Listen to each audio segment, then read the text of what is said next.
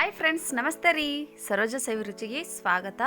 ಬರ್ರಿ, ಇವತ್ತೊಂದು ಸಾಂಪ್ರದಾಯಿಕ ರೆಸಿಪಿದೊಂದಿಗೆ ಬಂದಿನಿ. ಅಜ್ಜಿ ಕಾಲದ ರೆಸಿಪಿ ಅಂತನ ಹೇಳ್ಬೋದ್ರಿ. ಅದು ಯಾವ ರೆಸಿಪಿ ಅಂತಂದ್ರೆ ಪದರ್ಗಡಬ್ರಿ. ಇದು ಭಾಳ ಟೇಸ್ಟಿಯಾಗಿರುತ್ತೆ ಮತ್ತು ಮಾಡೋದಂತೂ ಭಾಳ ಸರಳ ರೀ. ಈಗ ಇದನ್ನ ಹೆಂಗೆ ಮಾಡೋದಂತ ನೋಡೋಣ. ನೋಡ್ರಿ, ಫಸ್ಟಿಗೆ ನಾನು ಗೋಧಿ ಹಿಟ್ಟನ್ನ ಏನಿರುತ್ತೆ ನೋಡ್ರಿ, ಚಪಾತಿ ಹಿಟ್ಟನ್ನ ಅದಕ್ಕನ್ನ ಕಲಸಿ ಇಟ್ಟೀನಿ.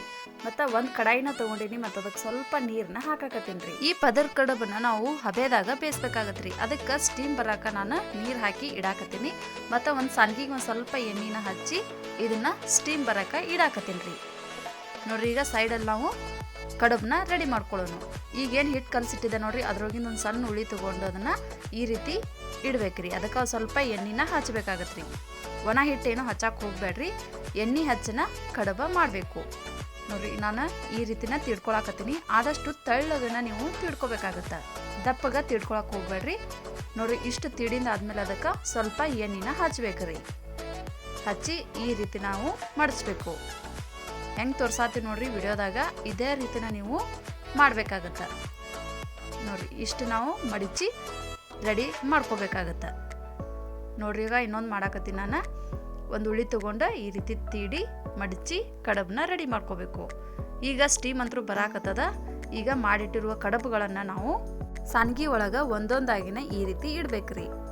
ಹಬೆದಾಗ ಬೇಸ್ ಮಾಡೋದ್ರಿಂದ ಆರೋಗ್ಯಕ್ಕಂತೂ ಭಾಳ ಒಳ್ಳೇದಿರ್ತದ್ರಿ. ಹಳೆ ಕಾಲದ ಅಡುಗೆನೇ ಅಂದ್ರೆ ಹಿಂಗರಿ, ಭಾಳ ಸುಲಭನೂ ಇರ್ತದ ಮತ್ತು ರುಚಿನೂ ಹೆಚ್ಚಾಗಿ ಇರುತ್ತೆ. ಇವಾಗ ಅದನ್ನು ಸ್ಟೀಮ್ ಒಳಗೆ ನಾವು 3 ರಿಂದ 4 ನಿಮಿಷದವರೆಗೂ ಬೇಯಿಸ್ಬೇಕ್ರಿ. ನೋಡ್ರಿ, ಈಗ ಕುದ್ದಾವ ಇಲ್ಲ ಅಂತ ಚೆಕ್ ಮಾಡಾಕತ್ತೀನಿ. ಕೈಗೆ ಅಂಟ್ಕೋಬಾರ್ದ್ರಿ. ಅಂಟ್ಕೊಂಡಿದ್ದು ಅಂದ್ರೆ ಅವು ಇನ್ನೂ ಬೆಂದಿಲ್ಲ ಅಂತ ಅರ್ಥ ರೀ. ನೋಡ್ರಿ, ಈಗ ಮತ್ತೆ 2 ನಿಮಿಷ ನಾನು ಕುದ್ಸಾಕ ಇಟ್ಟೀನಿ. ಕಡುಬಂತರೂ ರೆಡಿ ಆಗ್ಯಾವು. ಒಂದು ಪ್ಲೇಟ್ ಒಳಗೆ ನಾವು ಅದನ್ನು ತೆಗೆದ್ಬಿಡೋಣ.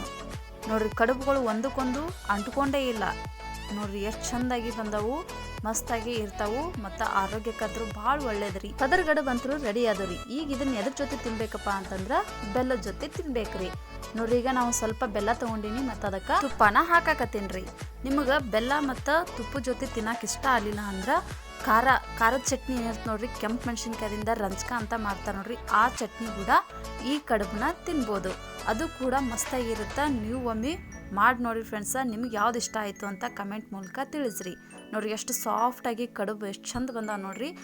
ಅಜ್ಜಿ ಕಾಲದ ಅಡುಗೆ ಅಂದ್ರೆ ಸುಮ್ಮನೆ ಏನ್ರಿ, ಎಷ್ಟು ಸುಲಭ ಐತಿ. ನೀವು ಒಮ್ಮೆ ಮನೆಯೊಳಗೆ ಮಾಡಿ ನೋಡ್ರಿ ಫ್ರೆಂಡ್ಸ.